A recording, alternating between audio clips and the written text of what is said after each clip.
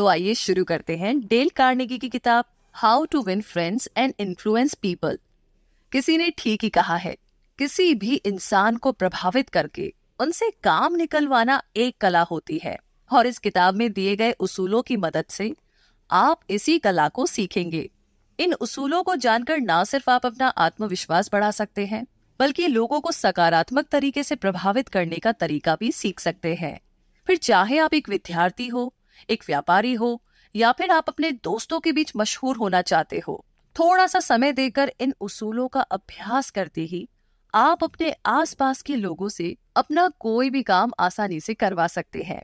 तो चलिए सबसे पहले उन फंडामेंटल टेक्निक्स की बात करते हैं जिनसे कि आप लोगों को आसानी से अपने वश में कर सकते हैं। पहला उसूल, डोंट क्रिटिसाइज, कंडेम और कंप्लेन, यानी लोगों की कड़वे शब्दों में आलोचना, निंदा और शिकायत ना करें। पहला उसूल हमसे ये कहता है कि किसी भी व्यक्ति की आलोचना या निंदा करने से पहले हम उस व्यक्ति को समझने की कोशिश करें कि वो व्यक्ति इस तरीके से बर्ताव क्यों करता है और इसके पीछे की वजह क्या है। सच मानिए, ये आलोचना और निंदा करने से ज्यादा फायदेमंद होगा, क्योंकि ऐसा करने से उस व्यक्ति के साथ साथ हम में भी सहनशील होने के भाव जागृत होते हैं।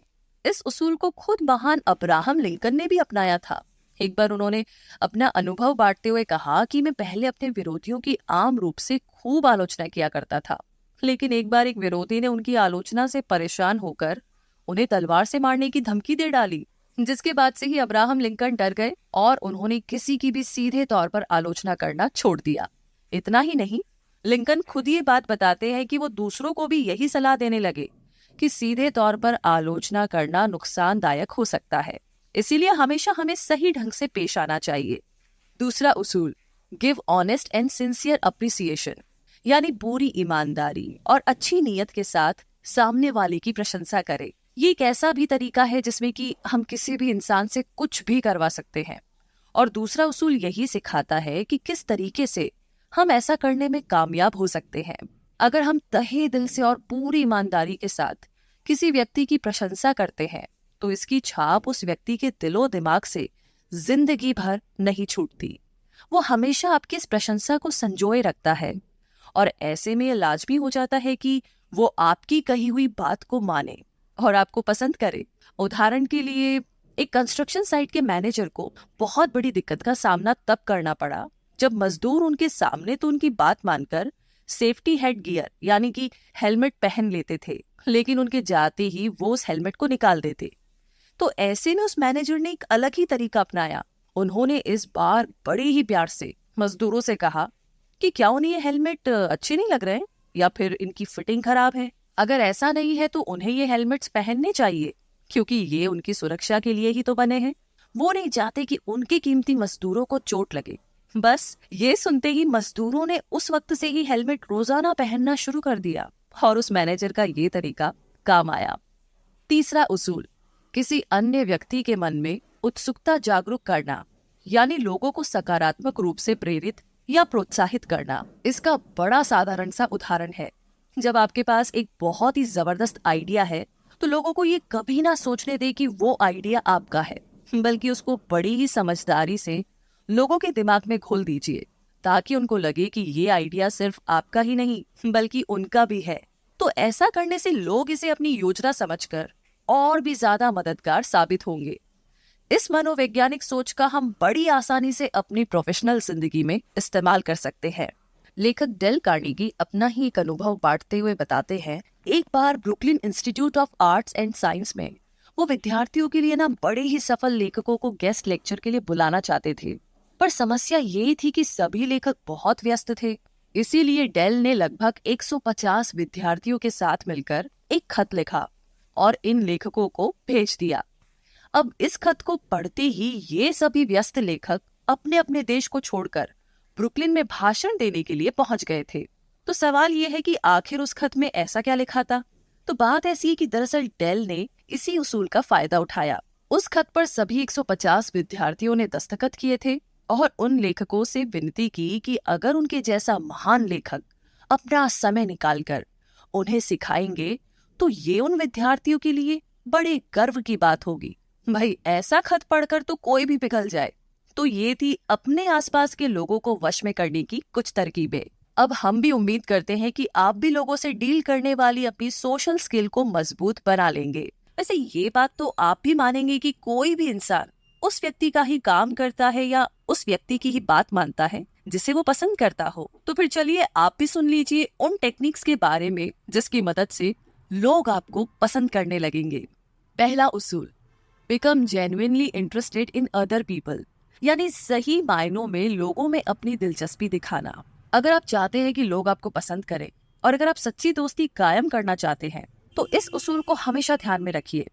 अगर हम किसी के सच्चे दोस्त बनना चाहते हैं तो हमें पूरी लगन से उनके लिए अपने वक्त के साथ साथ अपना मन भी इन्वेस्ट करना होगा। जी हाँ, और अपने स्वार्थ को परे रखना होगा।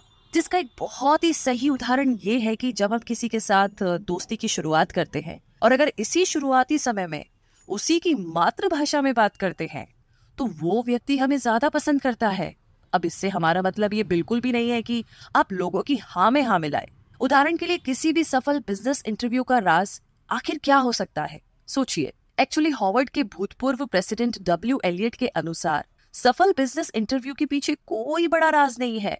बस यहाँ आपको एक ही चीज करनी होती है और वो है सामने वाले इंसान को काफी बारीकी से सुनना, उनमें बड़ी दिलचस्पी दिखाना, क्योंकि आप अगर उन्हें अहमियत देते हो तो वो भी आपको जबरदस्त रिस्पॉन्स देने लगते हैं।